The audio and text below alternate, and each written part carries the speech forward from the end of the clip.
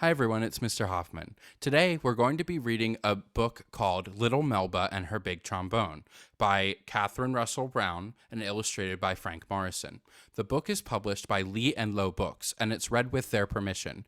You can also find the book on Epic or a number of other digital reading services. Objectives. Students will be able to identify instruments as belonging to an instrument family, state the importance of practice and determination in music, and learn about an important Black woman in jazz music. What is jazz?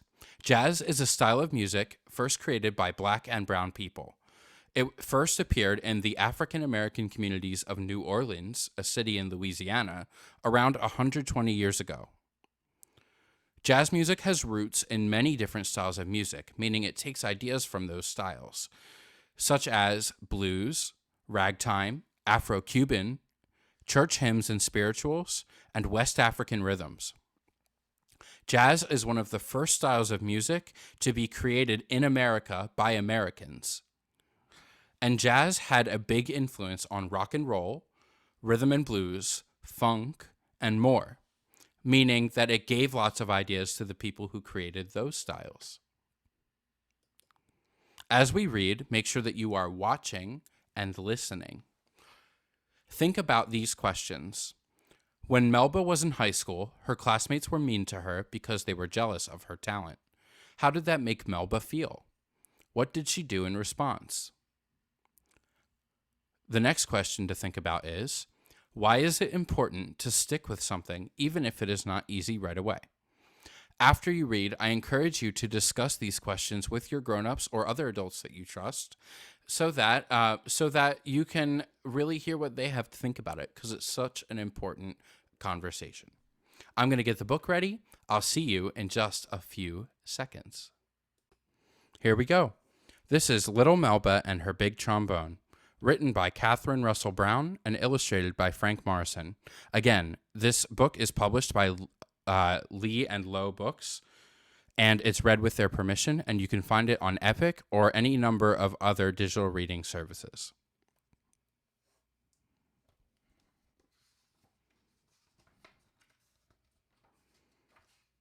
Little Melba and Her Big Trombone.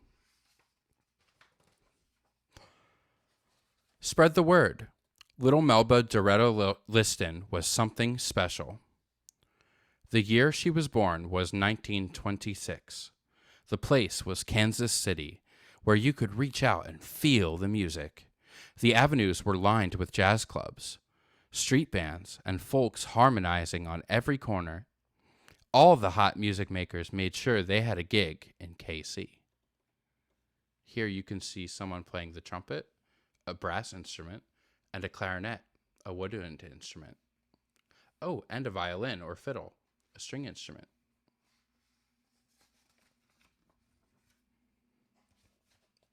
From as far back as her memory would go, Melba loved the sounds of music. Blues, jazz, and gospel rhythms danced in her head. The plink of a guitar, the hum of a bass, the thrum of a drum, the ping-pang of a piano, the tremble of a sweet horn.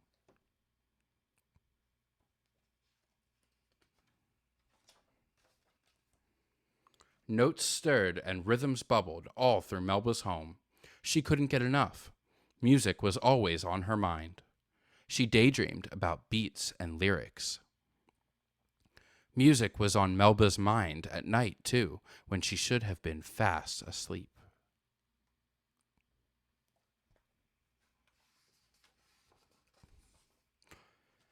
Melba loved to hum along with the radio. Sometimes the music sounded so good, she cupped her ear to the Majestic, the stereo system they had, and closed her eyes. She especially loved Fats Waller, with his growly voice and booming piano. The player piano came alive when Melba's kinfolk stopped by. While Melba pedaled, her aunties danced around the room. There we go.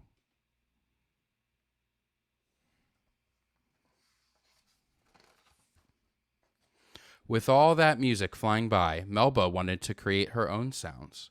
When she was 7 years old, she decided to sign up for music class at school. What instrument could I play? Melba wondered. At the traveling music store, Melba eyed a long, funny-looking horn. That one, she cried. It's beautiful.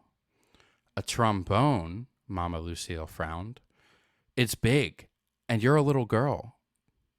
Please, Melba begged.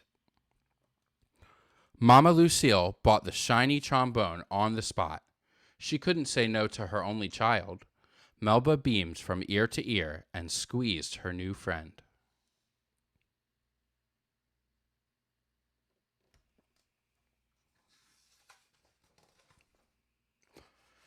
That night on the porch, Melba listened to Grandpa John play his guitar. This time, she had her own music maker. Grandpa John showed Melba how to cradle the horn. She tried to push out the slide, but her arm was too short. She had to tilt her head sideways and stretch out her right arm. Melba gave the horn a mighty blow. Honk! Honk! It sounded bad, like a howling dog. I'm no good, Grandpa, Melba said, tearing up. If you can blow, you can play, Grandpa John said. Now stand up straight and blow steady. Melba stayed up real late and practiced until she could play a simple tune all by herself.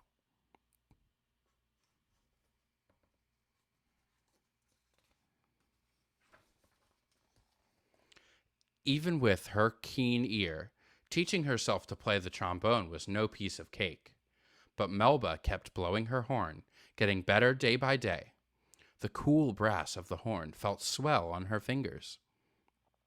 Before long, Melba and her horn were making magic. She was only 8 when the local radio station invited her to play a solo. Mama Lucille and Grandpa John were so proud as they watched little Melba play her big trombone.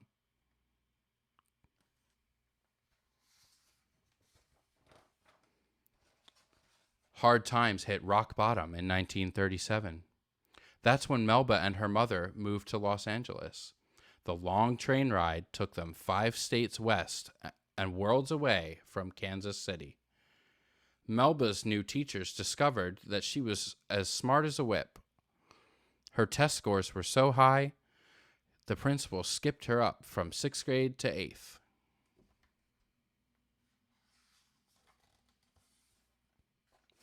In high school, Melba joined Alma Hightower's famous after-school music club. Melba quickly became the star player in the club's band, the Melodic Dots. The other club members struggled to keep up with Melba. Jealous boys called her bad names. She tried not to care, but way deep down, the names hurt. Melba used her horn to turn all those hurt feelings into soulful music. I see several different kinds of instruments here. Melba's trombone is brass. This instrument is a bass, and it's a string instrument. This young lady here is sitting at a piano, which is kind of a percussion and a string instrument. This student is playing a clarinet, which is a woodwind instrument. This student is playing a trumpet, which is a brass instrument. This student and this student are playing saxophones, which are woodwinds, and this student is playing guitar, which is strings.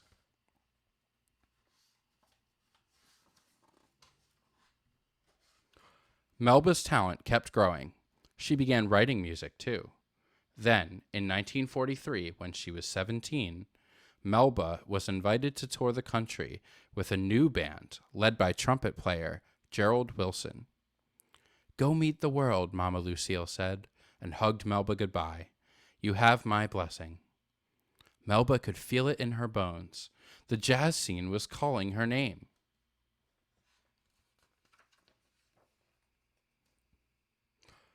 Traveling with the band was a thrill. Each city, from Salt Lake to New York, was an eyeful of something new.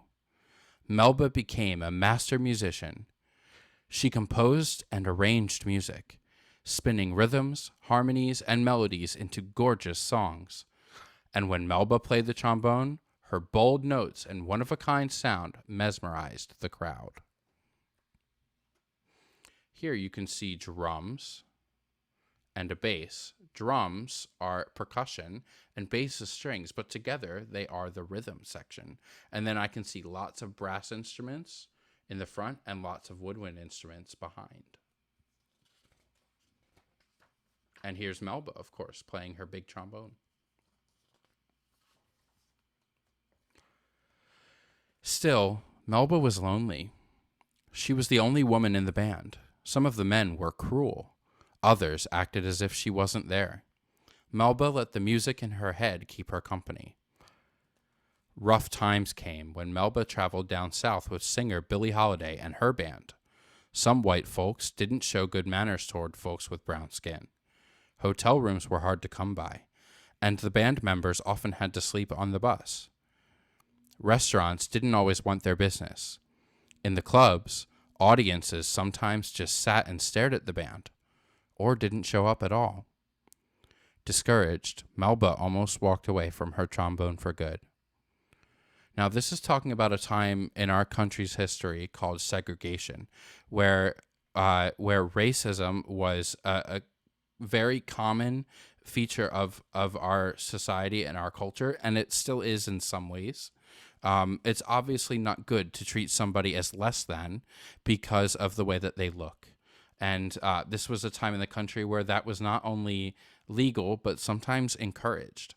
And that's not okay. And we've come a long way since then, but we still have a lot of work to do.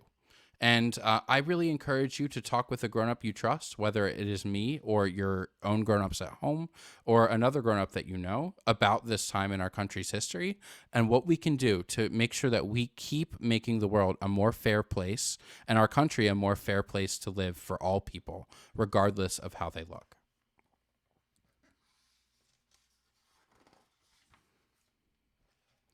But Melba's fans wouldn't let her quit. By the 1950s, all the cool jazz musicians wanted some Melba magic. Dizzy Gillespie, Duke Ellington, Quincy Jones, and more. They wanted to be on the bandstand with Melba and her divine horn. They wanted to play Melba's music. Even though she wanted to quit, all of the other really talented jazz musicians of the day, they wanted to make music with her, and they wanted to perform her music for others. Duke Ellington actually lived in Philadelphia for a time. Here's Melba on the stage. Melba and her music trotted around the globe, dazzling audiences and making headlines in Europe, the Middle East, and Asia. All her life, Melba kept composing and arranging music, kept making her trombone sing. Spread the word. Melba Doretta Liston was something special. The end. And if you want to read this book on Epic or buy it yourself, you will find some more information about Melba, who was a real person, in the back of the book where it says afterward. You can also find at the end of the book a list of music that Melba either arranged, taught and led, or played, as well as some other resources that the author used to help make this book. This was Little Melba and her big trombone. I hope you enjoyed. Let's take a quick look at the questions that you're going to answer. Now that you've heard the story, think about these questions and answer them in the assignment on Google Classroom. First, when Melba was in high school, her classmates were mean to her because they were jealous of her talent.